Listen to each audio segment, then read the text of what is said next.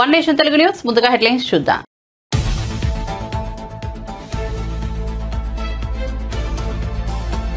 Shabbir అలీని Azharuddin ఓడించేందుకు Majlis party ప్రయత్నం చేసిందని రేవంత్ రెడ్డి ఆరోపణ. అదే మజ్లిస్ సిరిసిల్ల, సిద్దిపేట, గజ్వేల్ నియోజకవర్గాల నుంచి ఎందుకు పోటీ చేయలేదని ప్రశ్న. చంద్రబాబు వ్యాఖ్యలకు కొడాలి నాని కౌంటర్. పవన్, లోకేష్, చంద్రబాబు ఇప్పుడు గంటలు మోగిస్తూ యుద్ధబోరి మొదలుపెట్టిన జగన్ జైత్రయాత్ర పరంపరను ఆపలేరని వెల్లడి.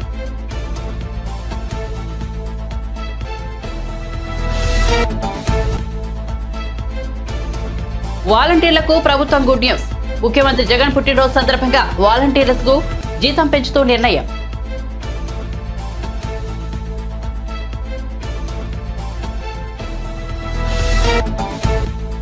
దేశంలో మళ్లీ బెంబేలెత్తిస్తున్న కరోనా కొత్త వేరియంట్. కలవరపెడుతున్న కరోనా. హైదరాబాద్ లో 7 కొత్త కేసులు నమోదు.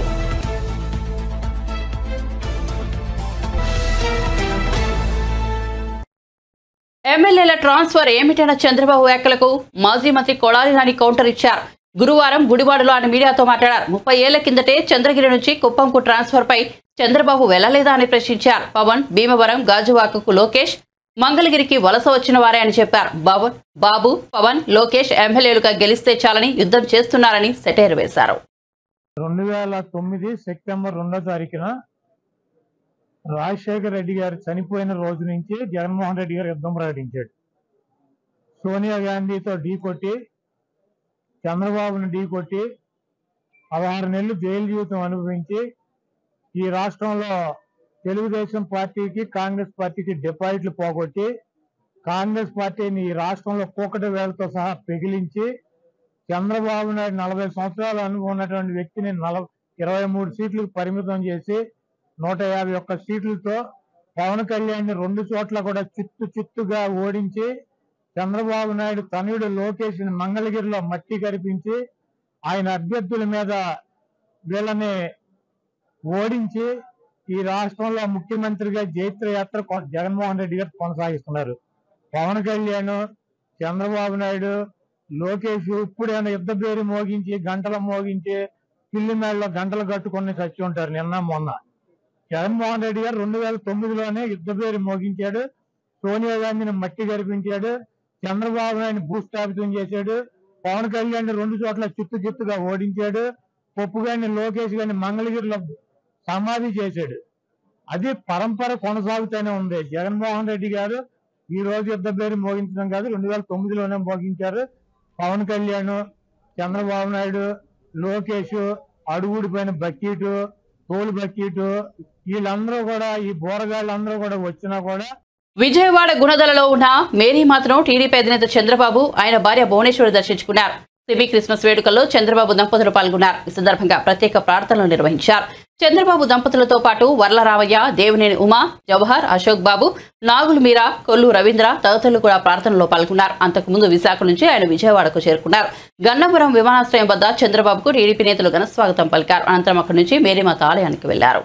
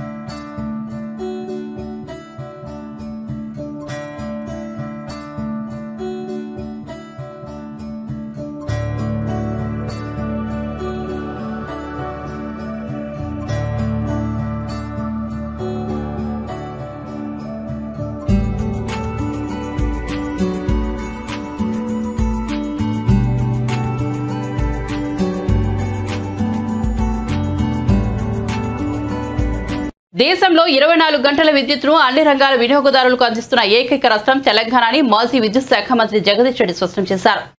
ఈ విషయాన్ని నీతి ఆయోగ్ తన state energy and climate index లో ప్రకటించిందని గుర్తు చేశారు. శాసనసభలో విద్యుత్ రంగంపై స్వల్పకాలిక చర్చ సందర్భంగా జగదీష్ రెడ్డి మాట్లాడారు. తెలంగాణలో విద్యుత్ పరిస్థితిని ఆయన వివరించారు. 2014లో ఏదైతే కాంట్రాక్ట్ కెపాసిటీ థర్మల్ విద్యుత్తులో దీంట్లో 7,778 ఉందో మేము ఈనాటికి ఆ రోజుకే దాదాపుగా 14,000 తీసుకొచ్చినాం. ఇవాళ దాన్ని 18,567 మెగావాట్ల కాంట్రాక్ట్ కెపాసిటీతో ఇవాళ మన విద్యుత్ సంస్థలు బ్రహ్మాండంగా మొన్న 15,430 పైగా 440 పైగా పీక్ డిమాండ్ వచ్చినప్పటికి కూడా ఒక నిమిషం కూడా విద్యుత్ కోత లేకుండా అందించే స్థితికి చేరుకున్నాం అధ్యక్ష. దీనికి మేము ట్రాన్స్కోలో మేము చేసిన ఆస్తుల డెవలప్మెంట్ 2014 నాటికి ఉన్న 400 kV సబ్ స్టేషన్లు 6 అధ్యక్ష. ఈరోజు 25 అయిన అధ్యక్ష 19 400 kV సబ్ స్టేషన్లు పెంచినాం అధ్యక్ష. అదేవిధంగా 220 kV సబ్ స్టేషన్లు 51 ఉంటే ఆ రోజు ఇవాళ 103 చేసాం అధ్యక్ష. 52 పెంచినాం అధ్యక్ష. 400 kV 6 నుంచి 25 అంటే 19 పెంచినాం, 300% పెంచినాం. 220 kV 51 నుంచి 103 అంటే 52 పెంచినాం, 100% పెంచినాం అధ్యక్ష. 133 kV సబ్ స్టేషన్లు 176 నుంచి 250 చేసినాం అధ్యక్ష, 74 పెంచినాం అధ్యక్ష. మొత్తం టోటల్ ఈహెచ్డి సబ్ స్టేషన్లు 233 నుంచి 378 చేసినాం అధ్యక్ష. అదేవిధంగా ఈహెచ్డి లైన్లు 16,379 సర్క్యూట్ కిలోమీటర్స్ ఉంటే ఇవాళ 27,986 అంటే 11,607 సర్క్యూట్ కిలోమీటర్స్ లైన్స్ను మేము కొత్తగా అభివృద్ధి చేసినాం అధ్యక్ష. ట్రాన్స్ఫర్మేషన్ కెపాసిటీని కూడా ఇవాళ ఆ రోజు 14,973 MVA ఉంటే ఇవాళ 39,345 MVA పెంచిన అధ్యక్ష. అంటే దాదాపు 40,000 మెగావాట్ల వరకు కూడా వీటిని సరఫరా చేయడానికి కావాల్సిన పద్ధతుల్లో దీన్ని అభివృద్ధి చేసినాం అధ్యక్ష. డిస్కామ్స్ సంబంధించి కూడా ఆ రోజు 33 kV సబ్ స్టేషన్లు 2138 ఉంటే ఈరోజు అవి 3200 చేసాం అధ్యక్ష. అంటే 1060 సబ్ స్టేషన్లను 33 kVలో పెంచుకున్నాం అధ్యక్ష. లైన్ కూడా ఆ రోజు 4,89,000 33 kV 11 kV LT లైన్లు ఉంటే ఈరోజు 6,72,000 కిలోమీటర్లకు దాన్ని పెంచుకోగలేము అధ్యక్ష. అదేవిధంగా పీటీఆర్లు ఆ రోజు 3,272 ఉంటే ఇవాళ 5,672 అంటే దాదాపు 2,400 పీటీఆర్లు కూడా పెంచాం అధ్యక్ష. డిటిఆర్స్ విద్యుత్ రంగంపై తెలంగాణ అసెంబ్లీలో వాడివేడి చర్చ జరిగింది. ఈ నేపథ్యంలో ఆనాటి విద్యుత్ శాఖ మంత్రి జగదీష్ రెడ్డి అధికార పక్ష నేతల ప్రశ్నలకు వివరణ ఇవ్వగా కోమిరెడ్డి వెంకటరెడ్డి, రాజగోపాల్ రెడ్డి స్పందించారు. దోపిడీ కోసమే యాదాద్రి పవర్ ప్లాంట్ కు రూపకల్పన చేశారని మండిపడ్డారు. జ్యుడిషియల్ ఎంక్వైరీకి క్లియర్ కట్గా వారి కోరిక మేరకు వారు వేసినందుకు అందులో ఉన్నాం సార్. గౌరవ సభ్యులకు ఆయన పవర్ మినిస్టర్ ఉండే పేరు పవర్ లేని పవర్ మినిస్టర్ ఆయన మొత్తం నడిపించింది ప్రభాకర్ రావు. ఈయనకి ఏం తెలియదు అధ్యక్ష, ఆ సబ్జెక్టే తెలియదు ఆయనకు. యాదాద్రి ప్లాంట్లో సబ్ కాంట్రాక్టర్ ఆయన, పవర్ మినిస్టర్ కాదు. యాదాద్రి ప్లాంట్లో సబ్ కాంట్రాక్టర్ జ్యుడిషియల్ ఎంక్వైరీలో బయటపడుతుంది. నేను ఒకటే అడుగుతున్నా సార్, స్టేట్గా వారే పవర్ మినిస్టర్ అని చెప్పుకున్నా సార్. అప్పుడు లాగ్ బుక్లు ఎందుకు తీసుకొచ్చి మీరు హైదరాబాద్లో దాచిపెట్టిండ్రు? 24 కరెంట్ ఇచ్చేవారైతే నెంబర్ 1 సార్ ఆయన చెప్పింది ఇదే సబ్ క్రిటికల్ సూపర్ క్రిటికల్ మా గౌరవ ముఖ్యమంత్రి గారు చెప్పిన సార్. G2G అయినా సరే ఇవ్వడానికి వీలు లేదు నామినేషన్ మీద. అది చాలా క్రిమినల్ చర్య, అది దోపిడీ చర్య. దాని మీద జ్యుడిషియల్ ఎంక్వైరీలో ఈ మంత్రి గారు పోతారు సార్, చెప్పకుండా పారిపోయిన ప్రభాకర్ రావు జైల్లోకి పోతాడు, అందరు జైల్లోకి పోతారు సార్. అది పెద్ద కుంభకోణం. అది 40,000 కోట్లు కాదు సార్, ఇంకా 10,000 50,000 కోట్లైనా సరే ఆ పవర్ ప్లాంట్ కాదు. వీళ్ళ దోపిడీ కోసం తినడానికి పెట్టుకున్న ప్రాజెక్ట్ సార్. రెండవసారి చెప్తుంది సార్ 19 అవర్స్ అంటారు సార్ వాళ్ళు. 19 అవర్స్ మా రిపోర్ట్లో పెట్టింది సార్. పీక్ అవర్స్లో ఒకసారి 19 అవర్స్ సింగిల్ ఫేస్ వచ్చినట్టు చెప్పింది సార్. రైతులకు 19 అవర్స్ ఎక్కడ పెట్టలేదు, 19 అవర్స్ ఎక్కడ రాలేదు సార్. పీక్ అవర్స్లో 19 అవర్స్ వచ్చినట్టు సెప్టెంబర్ మాసంలో వచ్చినట్టు చెప్పింది తప్ప 19 అవర్స్ ఎక్కడ చెప్పలేదు. గౌరవ శాసనసభ్యులు ఆయన ఏం చెప్తున్నారు సార్? ఆయన ఇంత నీకు అర్థమవుతుంది, రేపు జైల్లో పోయినా అర్థమవుతుంది. రేపు జగదీష్ రెడ్డి గారు సార్ మీరు నీకెందుకు శ్రీహరి గారు నేను ఒకటే చెప్తున్నా సార్, మీరు ఒకటే అబద్ధాన్ని ఎప్పుడు 24 గంటలు 12 గంటలు ఎక్కువ ఇవ్వలేదు. మీరు ఇవాళ చెప్పిన దాంతో మా పవర్ మొత్తం ఇవాళ ఏపీ ట్రాన్స్కో జెన్కో నష్టాలు ఉందంటే దానికి కారణం ఈ పనికిరాళ్ళ చేత కానీ అప్పుడున్న ప్రభుత్వం చేసిన చేతలతో ఇవాళ నాశనమైంది సార్. దాన్ని ముఖ్యమంత్రి గారు ఇచ్చినందుకు వారికి ధన్యవాదాలు. అధ్యక్ష, ఎంతసేపు మాట్లాడతారు జగదీశ్వర్ రెడ్డి గారు? మీరు చెప్పిన ఎంక్వైరీ అన్ని మా ముఖ్యమంత్రి గారు జ్యుడిషియల్ ఎంక్వైరీకి ఆర్డర్ ఇచ్చిండ్రు. మీరు చేయాల్సిన పని మీరు చేసిండ్రు. ఇప్పుడు మేము చేయాల్సిన పని మేము చేస్తాం. కూర్చోండి నేను మాట్లాడతా. మీరే జ్యుడిషియల్ ఎంక్వైరీ చేయమని చెప్పి అడిగిండ్రు ప్రభుత్వాన్ని. ముఖ్యమంత్రి గారు ముందుకొచ్చి నిష్పక్షపాతంగా ఎంక్వైరీ చేస్తామని చెప్పిండ్రు. మీరు చేసిన తప్పుల తడక ఏదైతే ఉందో తప్పకుండా బయటికి ప్రభుత్వం తీస్తుంది. అధ్యక్ష, వీళ్ళని చూస్తే నాకు ఒక విధంగా బాధ అనిపిస్తుంది అధ్యక్ష. ఎందుకంటే వీళ్ళు పాత పార్టీ కొత్త పార్టీ పదే మా సభ్యులను ఉద్దేశించి అంటున్నారు, మీరు ఆ పార్టీలో ఉన్నప్పుడు ఈ పార్టీలో ఉన్నప్పుడు అని అంటున్నారు. కానీ ఒక్కటి మాత్రం అర్థమవుతుంది అధ్యక్ష, వీళ్ళ పార్టీ మాత్రం రాబోయే రోజుల్లో ఈ బీఆర్ఎస్ పార్టీ తెలంగాణ రాష్ట్రంలో కనుమరుగు అవడం మాత్రం. సిద్దిపేట జిల్లా హుస్నాబాద్ మోడల్ స్కూల్లో మధ్యాహ్న భోజనంలో కూరలు లేక విద్యార్థులకు గొడ్డుకారం వడ్డించిన ఘటన ఆలస్యంగా వెలుగులోకి వచ్చింది. ఈ విషయమై వివరణ కోరగా పాఠశాల ప్రిన్సిపల్ వంట మనిషి బొంతలేని సమాధానాలు చెబుతున్నారు. సమయపాలన లేకుండా పురుగులతో కూడిన అన్నం వడ్డిస్తున్నారని, కూరలు కూడా సరిగా ఉండడం లేదని విద్యార్థులు వాపోతున్నారు.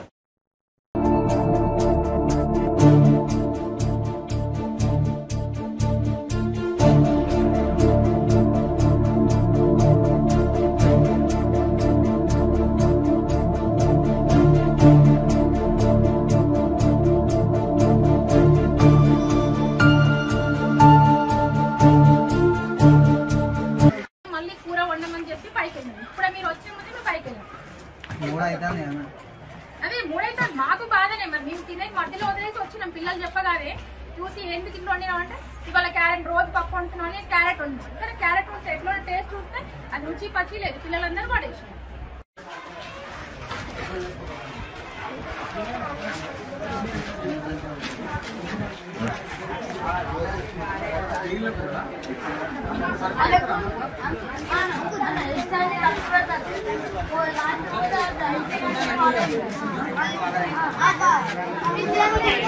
టీడీపీ జనసేన ఉమ్మడి మేనిఫెస్టోపై నెల్లూరులో మంత్రి కాకాని గోవర్ధన్ రెడ్డి మాట్లాడుతూ నారా లోకేష్ ఊగులం పాదయాత్ర ఎక్కడ స్టార్ట్ చేశాడు, ఎక్కడ పూర్తి చేశాడో అవగాహన లేదంటూ విమర్శించారు. అన్ని జిల్లాల నుంచి ప్రజలను తరలించిన యోగులం ముగింపు సభ మూగబోయింది. ప్యాకేజీ కోసం సీఎం పదవిని పవన్ కళ్యాణ్ తాకట్టు పెట్టారు. పవన్ మనస్తత్వం స్వభావం మారాలి. రోజుకో జెండా పట్టుకుంటున్న పవన్ కళ్యాణ్ తీరును చూస్తే నవ్వొస్తోందని ఆయన చెప్పారు. నిన్నటిదాకా జనసేన జెండా పట్టుకున్న పిల్ల సైనికులు ఇప్పటి నుంచి టీడీపీ జెండా మోయాల్సి వస్తోందని, వారిని చూస్తే జాలేస్తుందంటూ మంత్రి కాకాని గోవర్ధన్ రెడ్డి ఎద్దేవా చేశారు. నిన్న నేను ఉపన్యాసం చూశాను.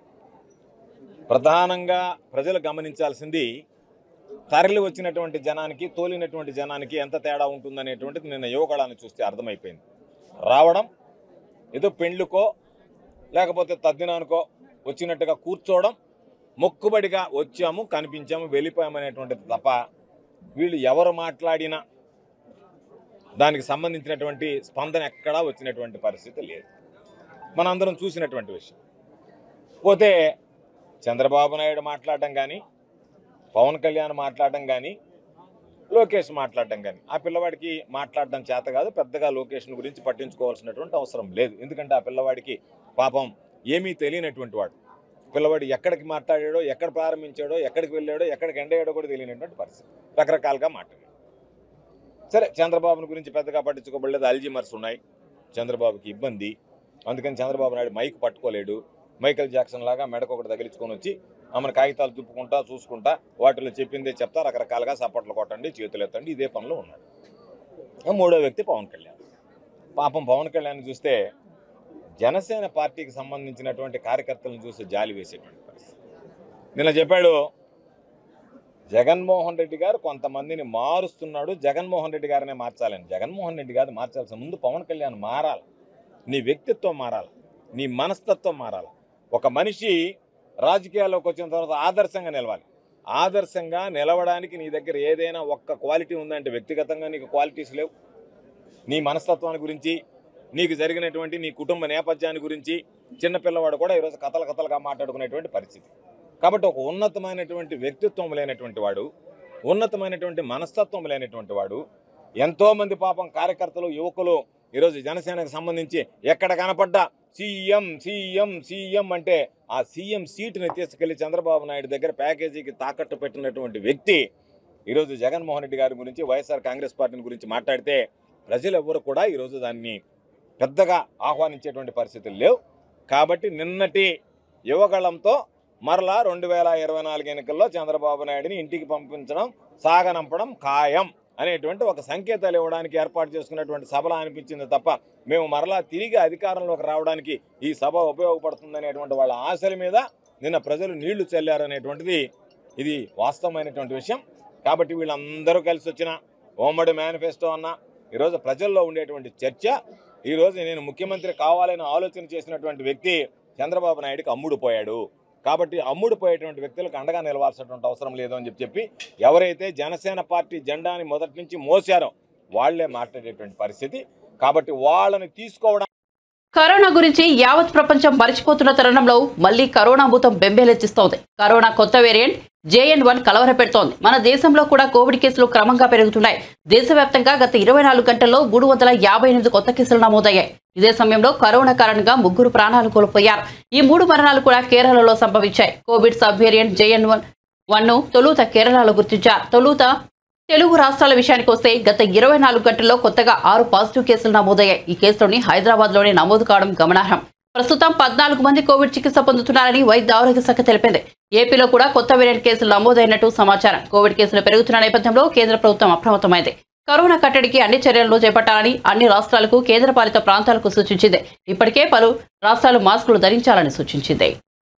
వాలంటీర్లకు ప్రభుత్వం గుడ్ న్యూస్ చెప్పింది. ముఖ్యమంత్రి జగన్ పుట్టినరోజు సందర్భంగా వాలంటీర్లకు జీతం పెంచుతూ నిర్ణయం తీసుకున్నారు. ఈ మేరకు మంత్రి కారుమూరి నాగేశ్వరరావు ప్రకటన చేశారు. గురువారం మంత్రి కారుమూరి నాగేశ్వరరావు తిరుమల శ్రీవారిని దర్శించుకున్నారు. దర్శనానంతరం మంత్రి మీడియాతో మాట్లాడుతూ ముఖ్యమంత్రి జగన్ జన్మదిన కానుకగా జనవరి 1వ తేదీ నుంచి వాలంటీర్ల జీతం అదనంగా 750 రూపాయలు పెంచుతున్నామని ప్రకటించారు. టీడీపీ అధినేత చంద్రబాబు, జనసేన అధినేత పవన్ కళ్యాణ్ కలిసి దోచుకునేందుకే జగన్ పాలన పోవాలంటున్నారని మండిపడ్డారు.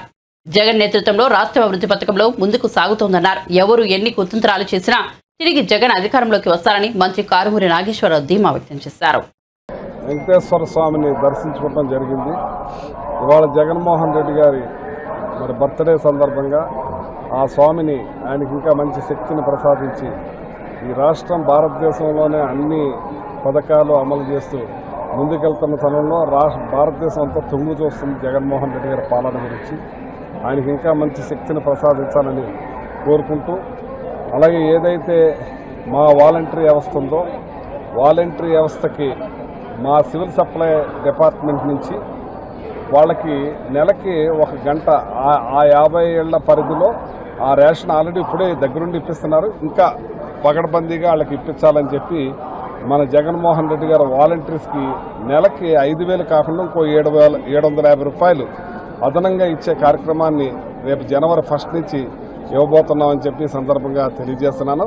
ఇది ఆయన బర్త్డే కానుకగా నేను తెలియజేస్తున్నాను. రాబోయే రోజుల్లో వాలంటీర్స్ ఇంకా మంచి చేసే అవకాశాలు జగన్మోహన్ రెడ్డి గారు ఎక్కువగా ఉంటాయని చెప్పి తెలియజేస్తూ ఆయన బర్త్డే శుభాకాంక్షలు తెలియజేస్తూ ఈ వాలంటీర్స్కి ఆ బర్త్డే సందర్భంగా 750 రూపాయలు పెంచడం జరిగిందని చెప్పి సందర్భంగా తెలియజేస్తారు. వాళ్ళు ఎప్పుడూ అదే కదా కోరుకునేది, మళ్ళీ వైసీపీ పాలన పోవాలి, దాచుకోవాలి, దోచుకోవాలి, పంచుకోవాలనే ఆలోచనతోటే ఉన్నారు. ఏదేమైనా ఇవాళ జగన్మోహన్ రెడ్డి గారు మన ఈ రాష్ట్ర పరిపాలన పార్టీలు, ప్రాంతాలు, కులాల, మతాల అతీతంగా ఇవాళ చంద్రబాబు నాయుడు గారు 40 ఏళ్ళ ఇండస్ట్రీ అంటాడు. ఏమీ కూడా ఒక్కటి చెప్పుకుంటానికి లేదు. ఈ 4.5 సంవత్సరాల్లో మిరాకిల్ చూపించారు. 55 లక్షల ఇళ్ల పట్టాల నుంచి 31 లక్ష ఇళ్ల పట్టాల నుంచి ఆదుకున్న జగన్మోహన్ రెడ్డి గారు 7 లక్షల ఇల్లు కట్టి మళ్ళీ 7 లక్షల ఇల్లు కడతా ఉన్నారు. ఇలాగ అన్ని పథకాలు, ఆరోగ్య సురక్ష ఒక్కటి కాదు ఎన్నో రకాలు చేస్తూ ఉన్నారు. ఇవన్నీ చూసి ఈర్ష్యతోటి, ధ్యాసంతో చెప్తా ఉన్నారు. మళ్ళీ వీళ్ళిద్దరూ కలిసి ఏ రకంగా దోచుకోవాలనే ఆలోచనతో ఉన్నారు. ఏదేమైనా జగన్ గారు పెద్దవాళ్ళకి మనవడుగా, తర్వాత వాళ్ళకి కొడుకుగా, తర్వాత వాళ్ళకి తమ్ముడిగా, అన్నయ్యగా, పిల్లలకు మామయ్యగా పెనవేసిపోయారు. వీళ్ళు ఎన్ని కుతంత్రాలు చేసినా వాళ్ళని విడదీయలేరని చెప్పి ఈ సందర్భంగా తెలియజేస్తున్నారు. ఇవాళ అగ్రికల్చర్ చంద్రబాబు నాయుడు టైంలో 3.5 ఉన్న దాన్ని 11.10కి తీసుకెళ్లారు. ఇండస్ట్రియల్ గ్రోత్ ఆయన ఏం చేశాడో తెలియదు. ఇప్పుడు ఇవాళ కేంద్రం నీతి ఆయోగ్ చెప్పే లెక్కలో ఇవాళ ఇండస్ట్రీస్ని కూడా మరి జగన్మోహన్ రెడ్డి గారు ఆ 3.5లో ఉన్నదాన్ని 11.10కి తీసుకెళ్లారు. ఇవాళ రాష్ట్రంలో జీడిపి ఆంధ్ర రాష్ట్రం నెంబర్ 1లో ఉంది. అలాగే చదువులు 15వ స్థానంలో ఉన్నది 3వ స్థానాన్ని తీసుకొచ్చారు. ఇవాళ నాడు నేడు స్కూల్స్ అన్ని బాగు చేసి పేద పిల్లలు ఇంగ్లీష్ మీడియం కూడా చేస్తా ఉన్నారు. ఇలా ఒకటి కాదు చెప్పుకుంటా పోతే ఆరోగ్య సురక్ష ప్రజలకి ఆ తల్లిని చెల్లిని మామని ఎన్నుపోటు పొడిసింది వాళ్లే, భార్యల్ని ఏ రకంగా. తెలంగాణ శాసనసభలో విద్యుత్పై చర్చ సందర్భంగా ముఖ్యమంత్రి రేవంత్ రెడ్డి మజ్లిస్ పార్టీ నేత అక్బరుద్దీన్ ఓవైసీ మధ్య వాగ్వాదం నడిచింది. గత అసెంబ్లీ ఎన్నికల్లో కేసీఆర్ మజ్లిస్ పార్టీలు కలిసి పనిచేశాయని రేవంత్ రెడ్డి ఆరోపించారు. నిజామాబాద్ అర్బన్ లో షబ్బీర్ అలీని, జూబ్లీహిల్స్ లో అజహరుద్దీన్ ఓడించేందుకు కేసీఆర్ తో కలిసి మజ్లిస్ పనిచేసిందని విమర్శించారు. అదే మజ్లిస్ పార్టీ సిరిసిల్ల, సిద్దిపేట, గజ్వేల్ నియోజకవర్గాల్లో ఎందుకు పోటీ చేయలేదని నిలదీశారు. కానీ తమ పార్టీ కాంగ్రెస్ మైనార్టీ ముఖ్యమంత్రులను మైనార్టీ రాష్ట్రపతులను చేసిందని వ్యాఖ్యానించారు. మైనార్టీలకు 4% రిజర్వేషన్లు ఇచ్చింది కాంగ్రెస్ ప్రభుత్వమేనని అన్నారు. అక్బరుద్దీన్ కేసీఆర్ కు మిత్రుడు కావచ్చు, మోదీకి మద్దతునివ్వచ్చు, అది వాళ్ళిష్టం. కానీ తమకు పాత బస్తీ కొత్త బస్తీ అనే తేడాలు లేవన్నారు. పాత బస్తీని అభివృద్ధి చేస్తామన్నారు. మజ్లిస్ బీఆర్ఎస్ మిత్రపక్షాలని కేసీఆర్ పలుమార్లు చెప్పారని గుర్తు చేశారు. అక్బరుద్దీన్ ఎంతసేపు మాట్లాడినా ఇబ్బందిగా లేదని, ఆయన 6 సార్లు గెలిచారని, అందుకే ప్రొటెం స్పీకర్ గా అవకాశం ఇచ్చామని రేవంత్ రెడ్డి చెప్పారు. మజ్లిస్ పార్టీ కేసీఆర్ ను రక్షించేందుకు ప్రయత్నం చేస్తోందని విమర్శించారు.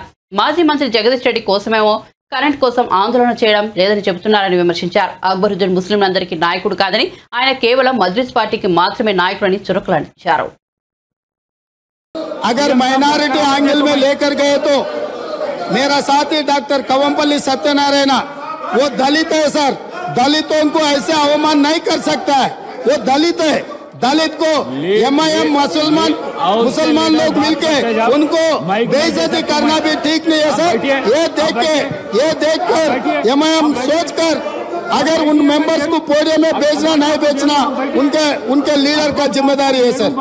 और रहा सर अब इतना सारे ओल्ड सिटी में डेवलपमेंट हुआ ना सर, मैं यहाँ पर ट्रांसमिशन लॉसेस के बारे में मैं ये हाउस के सामने गवर्नमेंट डॉक्यूमेंट्स में रखना चाहता हूँ।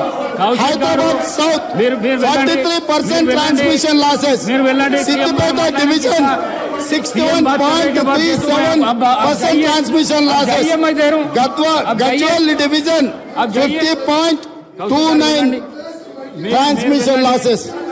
స్పీకర్ సార్, విద్యుత్ సరఫరాలో బిల్లుల వసూలులో ఈ రోజు హరీష్ రావు గారు బాధ్యత వహిస్తున్న సిద్దిపేటలో 61.37% అధ్యక్ష, గజ్వేల్ మాజీ ముఖ్యమంత్రి గారు ప్రాతినిధ్యం వహిస్తున్న శాసనసభ నియోజకవర్గంలో 50.29 transmission losses.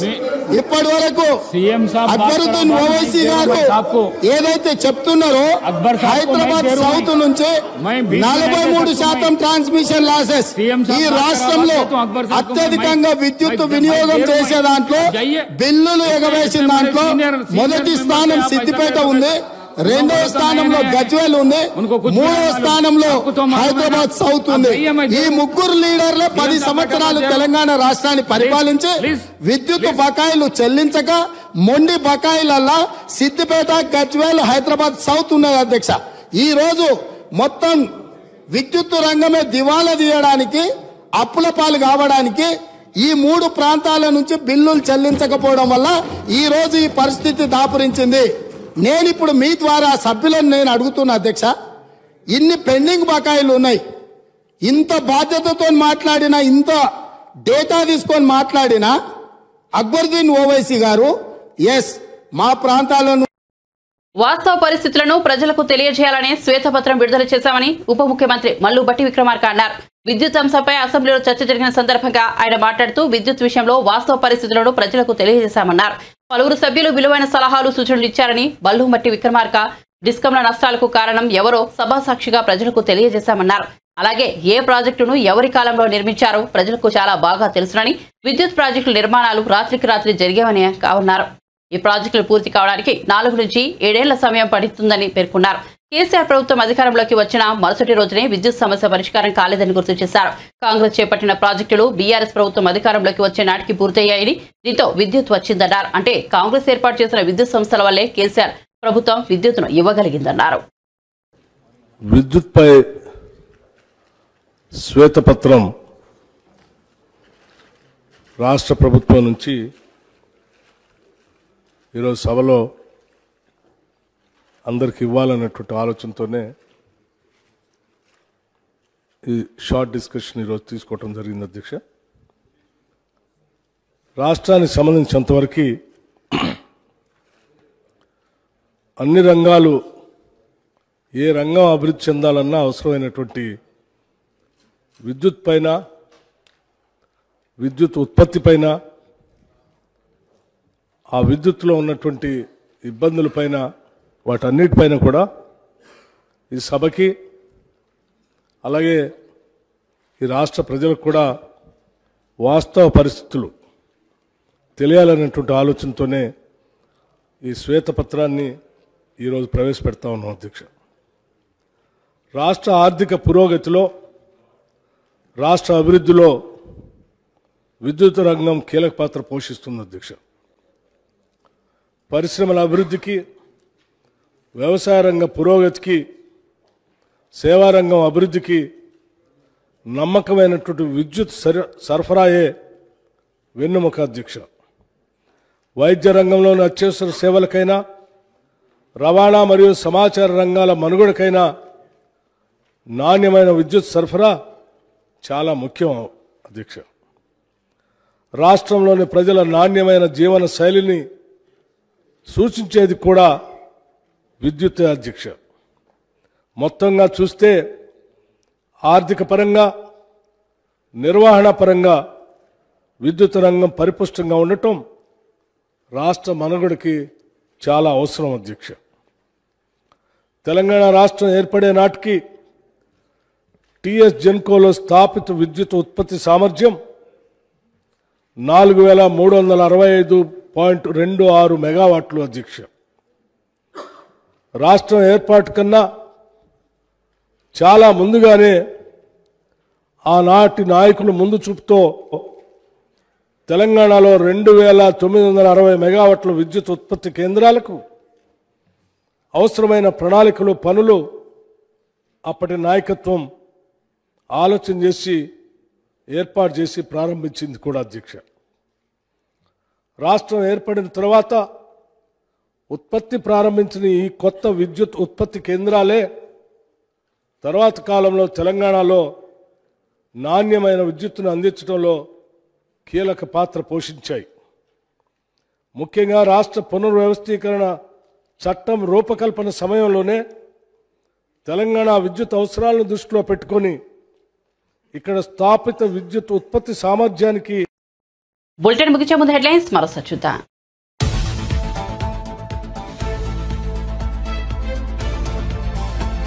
Shabbir అలీని Azharuddin ఓడించేందుకు Majlis party ప్రయత్నం చేసిందని రేవంత్ రెడ్డి ఆరోపణ. అదే మజ్లిస్ సిరిసిల్ల, సిద్దిపేట, గజ్వేల్ నియోజకవర్గాల నుంచి ఎందుకు పోటీ చేయలేదని ప్రశ్న. చంద్రబాబు వ్యాఖ్యలకు కొడాలి నాని కౌంటర్. పవన్, లోకేష్, చంద్రబాబు ఇప్పుడు గంటలు మోగిస్తూ యుద్ధభేరి మొదలుపెట్టిన జగన్ జైత్రయాత్ర పరంపరను ఆపలేరని వెల్లడి.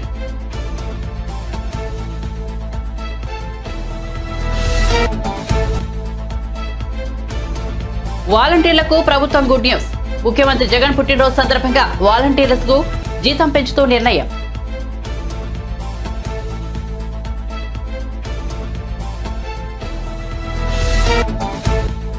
దేశంలో మళ్లీ బెంబేలెత్తిస్తున్న కరోనా కొత్త వేరియంట్. కలవరపెడుతున్న కరోనా, హైదరాబాద్ లో 7 కొత్త కేసులు నమోదు.